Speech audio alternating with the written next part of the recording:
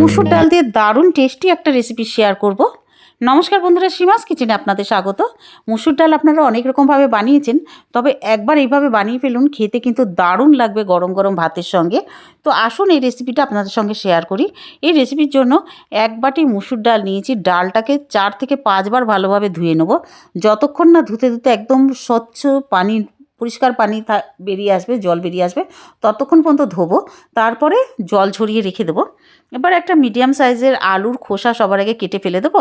তারপরে আলুটাকে পাতলা পাতলা লম্বা লম্বা করে কাটবো, ঝিরঝিরি করে কেটে আবারও ধুয়ে নেব, নইলে কালো হয়ে যাবে আলুটা।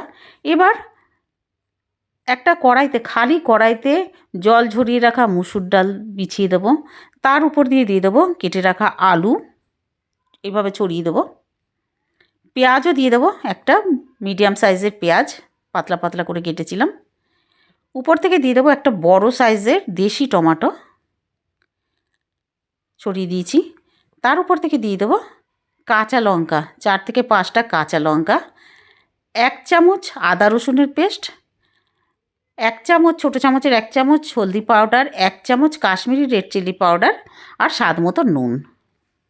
কাশ্মীরি রেড চিলি পাউডার কিন্তু ছোটো চামচের 1 চামচ দিয়েছি। আর একটা তেজপাতা, আর 2 থেকে 3 টেবিল স্পুন সর্ষের তেল দিয়ে ভালোভাবে চটকে চটকে মেখে নেব। যেমন আলু মাখা অথবা কুল মাখা হয় না, তেমন করে মেখে নেব। ভালোভাবে মাখা হয়ে গেলে এবার এই কড়াইটাই কিন্তু গ্যাসের উপরে বসিয়ে দেবো, দিয়ে মিডিয়াম ফ্লেমে ভালো মতন ভাজতে হবে।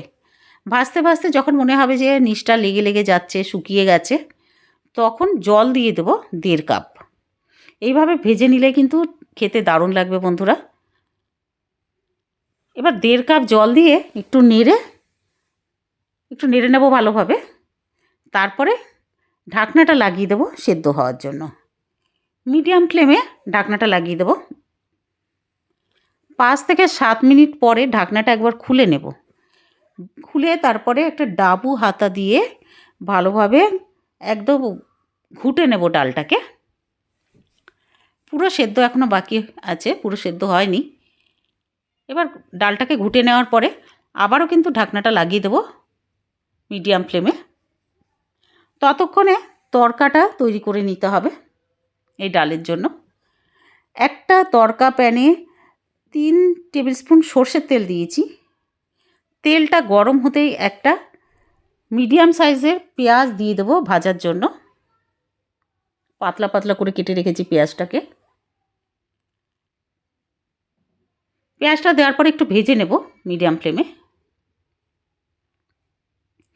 এবার দিয়ে দেবো 4 থেকে 5টা শুকনো লঙ্কা মাঝখান দিয়ে কেটে বীজগুলো বাইরে বের করে ফেলে দিয়েছি, ওই লঙ্কা দিয়ে দিয়েছি। আর 1 বড় চামচ কেটে রাখা রসুনের কুচি, এই বড় চামচের 1 চামচ রসুনের কুচি দিয়েছি। আগে থেকে রসুনটা কেটে রেখেছিলাম পাতলা পাতলা করে, ছোটো ছোটো পিস করে। এবার দেওয়ার পরে ভাজতে হবে। ভাজতে ভাজতে যখন রসুনের কাঁচা গন্ধটা চলে যাবে,